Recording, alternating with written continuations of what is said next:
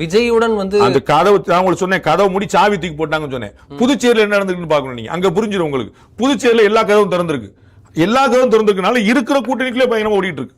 Both alliance, ADMK alliance அப்படிதான் இருக்கு, ஐ மீன் BJP alliance அப்படிதான் இருக்கு, காங்கிரஸ் அலையன்ஸ் அப்படிதான் இருக்கு. 15 போட்டிட்டு 13 போட்டிட்டு ஆளுக்கு 15 அதுலயுமே நாங்க போய் வேட்புமனு தாக்கல் பண்ணோம், நல்ல நாள் பார்த்து நாமினேஷன் பண்ணி விட்டாங்க. அப்படி ஓடி யுகாதிக்கு ஒரு 10 பேர், அமாவாசைக்கு ஒரு 10 பேர் போய் நாமினேஷன் பண்ணிட்டு வந்துட்டாங்க. அப்ப புதுச்சேரியில கதவு திறந்திருக்கு, போட்டி கடுமையா இருக்கு. இங்க கதவு மூடி சாவி தூக்கி போட்டாங்க, சிம்பிளா இருக்கு.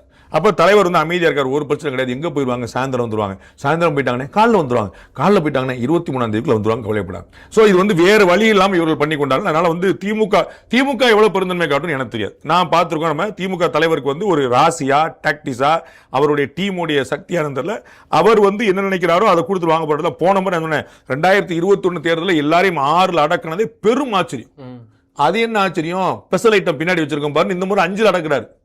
உங்களுக்கு புரியுங்களா? அப்ப போன முறை 6 வந்தாங்க, இந்த முறை எல்லாம் அண்ணன் திருமாவளவன் கோமா இருக்காரு, சண்முகம் எல்லாம் சாதாரண கிடையாது, அண்ணன் பயங்கரம் அப்படி அதெல்லாம் போட்டு ஆளுக்கு வைகோ 6 வாங்கிட்டு போனாரு.